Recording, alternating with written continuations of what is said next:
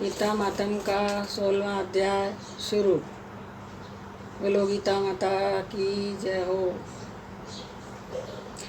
उसके उपरांत श्री कृष्ण भगवान फिर बोले, हे अर्जुन, देवी संपदा जिन पुरुषों को प्राप्त है तथा उनको आसुरी संप्रदा प्राप्त है, उनके लक्षण पृथक पृथक कहता हूँ।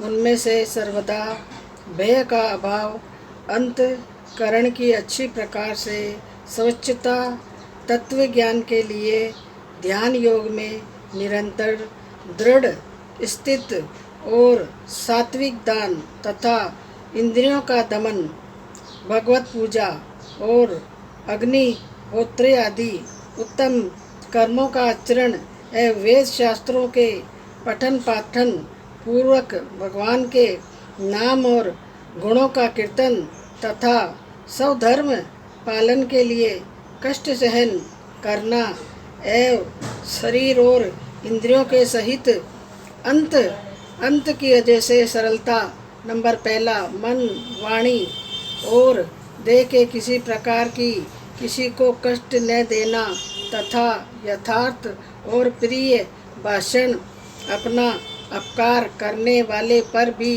क्रोध न करना, कर्मों के कर्तापन के अभिमान का त्याग तथा अंतःकरण की उपरमता अर्थात चित्त की चंचलता का अभाव और किसी की भी निंदा आदि न करना तथा सब भूत प्राणियों में हेतु रहित दया, इंद्रियों का विषयों के साथ संयोग होने पर भी आसक्ति का न होना और कोमलता तथा लोक और शास्त्र से विरुद्ध आचरण में लज्जा और व्यर्थ चेष्टाओं का अभाव, नंबर 2, तथा तेज, क्षमा, धैर्य और बाहर भीतरी की शुद्धि एवं किसी में भी शत्रु का भाव न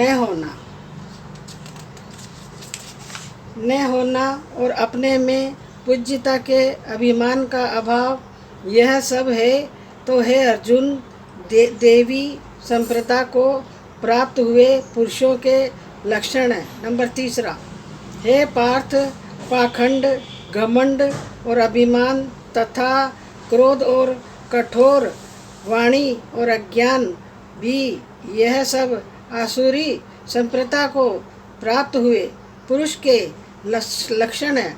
चौथा, उन 2 प्रकार की संप्रदायों में देवता संप्रदायों को तो मुक्ति के लिए आसुरी संप्रदा मानने के लिए मानी गई है। इसीलिए हे अर्जुन, तू शोक मत कर, क्योंकि तू देवी संप्रदा को प्राप्त हुआ है। 5वां, हे अर्जुन, इस लोक में भूतों के स्वभाव को 2 प्रकार से माने गए हैं, एक तो देवों के वैसा और एक असुरों के जैसा।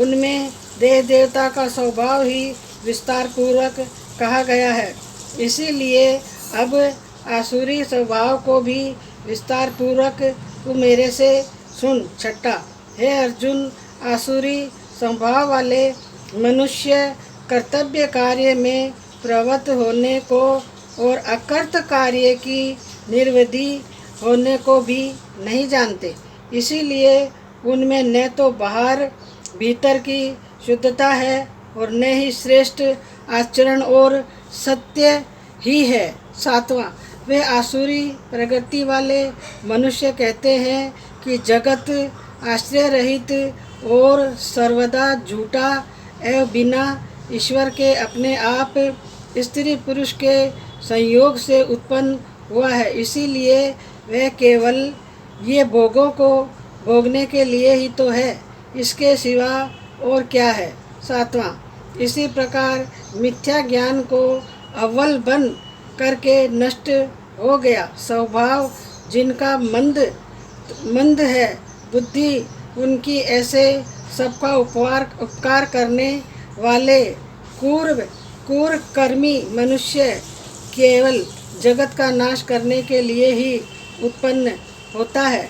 9वां, हे मनुष्य, दंभ, मान और मद से युक्त हुए किसी भी प्रकार न पूर्ण होने वाली कामनाओं का आसरा लेकर तथा अज्ञान से मिथ्या सिद्धांतों को ग्रहण करके भ्रष्ट आचरणों से युक्त और संसार में बरतते हैं। 10वां, हे मरण मर्त्य, यह आने वाली अनंत चिंताओं को आश्रय किए हुए और विषय भोगों को भोगने में भी तत्पर हुए इतना मात्र ही आनंद है, ऐसे मानने वाले हैं। 11वां है, इसीलिए आशा रूप सैकड़ों फांसियों से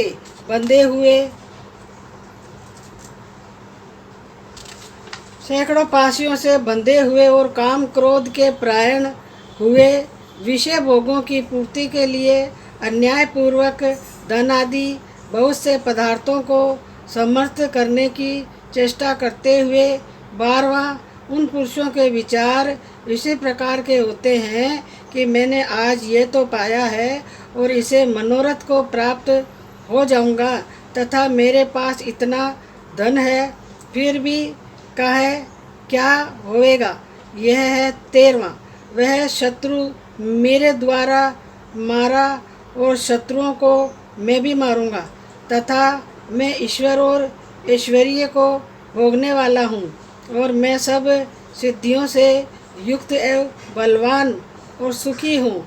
14वां, मैं बड़ा धनवान और बड़े कट्टू बल वाला हूँ, मेरे सम्मान और कौन है। मैं यज्ञ करूँगा, दान दूंगा, हर्ष को प्राप्त होऊंगा, इसी प्रकार के अज्ञान से मोहित है।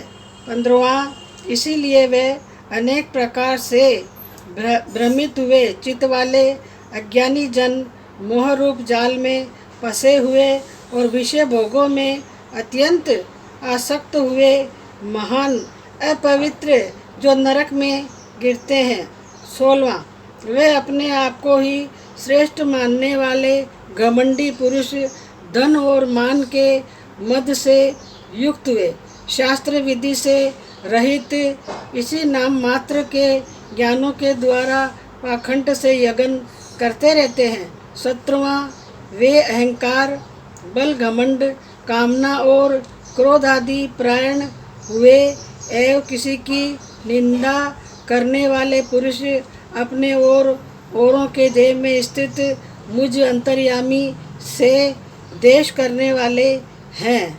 18वां, ऐसे उन देश करने वाले पापाचारी कुकर्मी नरात्माओं में संसार में बारंबार आसुरी योनियों में गिराता हूँ, अर्थात शुकर कुकर आदि नीच योनियों में उत्पन्न करता हूँ।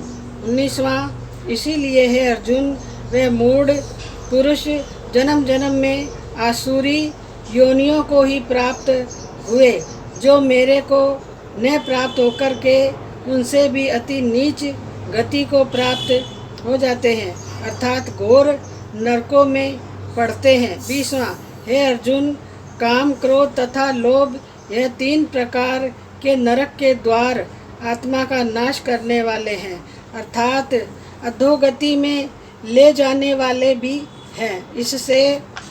इससे 3 लोगों को त्याग देना चाहिए। 3 लोगों को त्याग देना चाहिए।